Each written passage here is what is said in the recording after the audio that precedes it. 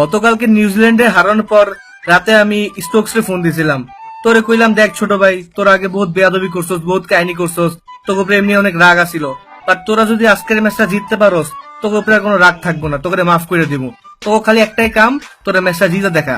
নোয়াখালীর আগে বিভাগ চাইছিলাম, কিন্তু এখন একটাই দাবি, তোর আজকের ম্যাচটা জিততে হইব, বাস, আর কোনো কথা না। গতকাল রাতে মাশরাফি ভাইয়ের ফোন পাইছিলাম, তার কথাগুলো আসলে মনে লাগছে।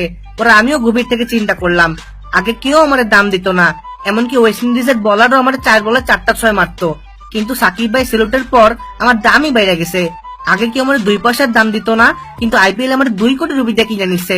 তা আমিও চিন্তা করলাম বাঙালিদের জন্য কিছু একটা করা লাগবে, তাই আমি আজকে আমার মন দিয়ে খেললাম, জান দিয়ে খেললাম, আমার একটা সেঞ্চুরি মেরে ম্যাচটা জিতাই দিলাম। আশা করি আপনারা সবাই আমাকে দোয়ায় রাখবেন। আসলে সত্যি কথা বলতে বাঙালিদের জন্য আমার আগে থেকেই টান ছিল। অস্ট্রেলিয়ার পোলাপান গুলো একটু বেশি ভাব নেয়, ওদের ভাবের জ্বালায় থাকতে পারি না। কিন্তু গত বছর বাংলাদেশের পুরান ঢাকায় গিয়া ইফতার করছিলাম, ওদের ইফতার এত মজা লাগছে, পরে চিন্তা করলাম যদি বাংলাদেশের জন্য না খেলি তাইলে এই বছর আমার আর বাংলাদেশে ঢুকতে দিবে না, আমার পুরান ঢাকার মজার ইফতারিটাও মিস হয়ে যাবে। এজন্য সেই কথা চিন্তা করে আমরা সে বলে নিছি, দেখ তোরা যাই করিস আজকের ম্যাচটা জিততেই হবে, আর বাংলাদেশে গিয়ে একটা ভরপুর ইফতার করতে হবে। আশা করি আমরা সবাই একসাথে গ্রুপে ইফতারি করতে পারবো। গতকালকে আমিও স্টোকস আর মর্গানকে ফোন দিছিলাম, ওরে বললাম, দেখ ভাই তোরা তো এমনি পার পেয়ে গেছস, আমগরে একটু সুযোগ দেয় না, তোকে কি আসে যায়? ভাই না, দেখো আমরা বাঙালিদের কি সাপোর্ট করব, east or West Bangladesh is the best. ওরা এত ঘাটতে কথাই শুনাইতে পারলাম না। আর যাই হোক, ইনশাল্লাহ নেক্সট বছর চেষ্টা করব। বাট এটা ভালো লাগতেছে যে ইন্ডিয়া এখনো যাইতে পারলো না, কিন্তু বাংলাদেশ পার পেয়ে গেছে, ভিতরে একটু শান্তি লাগে আর কি। আমি আসলে কিছু বলবো না, কারণ পাবলিকে আমার নিয়ে অনেক কিছু বলে ফেলছে, আমি নাকি কালা পারি না, আমার নাকি রিপ্লেসমেন্ট খুঁজতে হবে।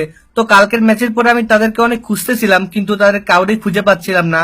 তো আশা করি তারা খুব শীঘ্রই গুহা থেকে বের হবে এবং তাদের মুখের উপরে আমি একটা ভালো ইনিংস ভরে দিতে পারবো।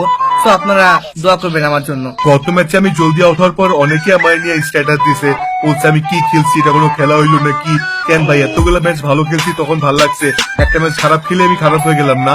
আর সবাই তো বলেন তামিম নির্ভর দেশ আমাদের বাংলাদেশ, এখন আমার ভাই ব্রাদার তো আমার ছাড়া ঠিকই জিতাইলো ম্যাচ, এখন চুপ আছেন কেন আপনারা? এখন তো কিছু বলবেন না।